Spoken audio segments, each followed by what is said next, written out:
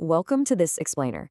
Today, we're unpacking what I think is one of the most fascinating historical mysteries of our modern world: why European national pride looks, well, so vastly different from American patriotism. If you've ever crossed the Atlantic, or honestly even just watched the international news, you've probably noticed a really distinct difference in how people display love for their country. So we're going to dive right into this history to understand exactly how the past has shaped the present. Why do Europeans hesitate to wave their flags? It seems like such a simple, everyday act, right? But as we'll see, a simple display of national pride can actually cause a massive amount of unease in Europe. We're going to solve the puzzle of why this happens. And to do that, we need to completely reset how we think about the very concept of the nation. Think about the United States for a second. Over there, flag display is generally treated as completely normal civic culture. You see it on front porches, at car dealerships, hanging up in classrooms, it's everywhere. But in Europe, flags carry incredibly heavy historical meanings. Now, a crucial takeaway for you right from the start is to clear up a major misconception. Europeans do not hate their countries. Not at all. It's just that they've learned through absolutely devastating experience how dangerous the wrong kind of pride can be. So they remain extremely cautious over any kind of aggressive or exclusionary pride. Section 1. When nationalism meant freedom, the 1800s to World War I. To really understand why that caution exists today, we gotta go back to a time when nationalism actually sounded remarkably democratic. Back in the 1800s, nationalism was this liberating, democratic push for self-determination. You had Italians and Germans wanting unification. You had Poles, Czechs, Hungarians, Serbs, and Greeks fighting for freedom from these vast, overarching empires. The core idea was super simple. A people should govern itself. Makes sense, right?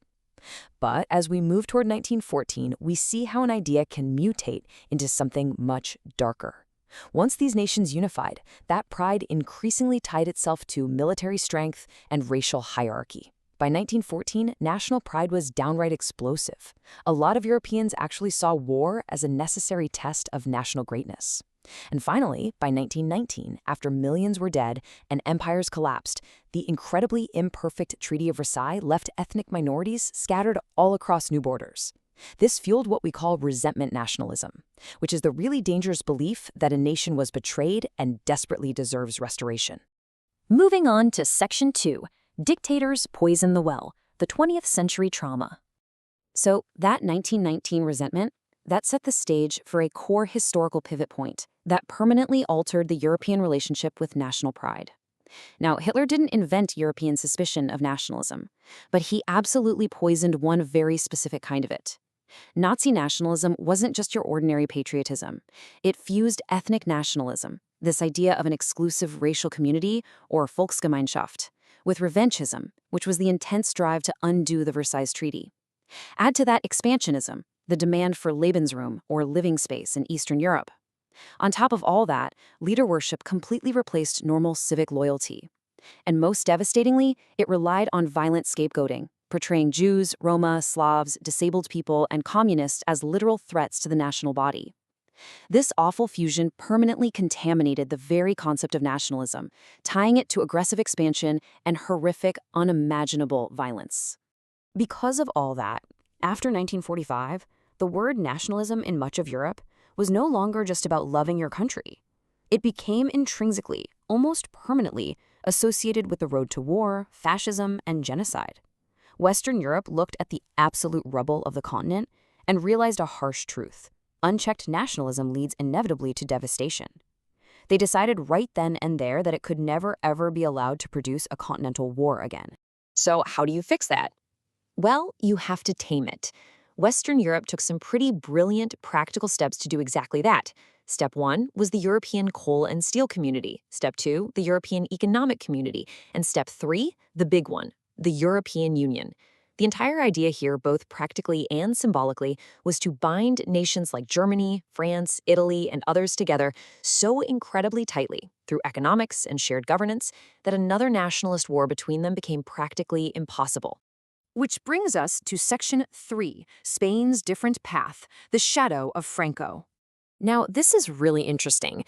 Spain's deep discomfort with national symbols doesn't actually stem from World War II or Hitler, largely because Spain didn't fight in World War II. Instead, Spain's discomfort stems from a domestic dictatorship.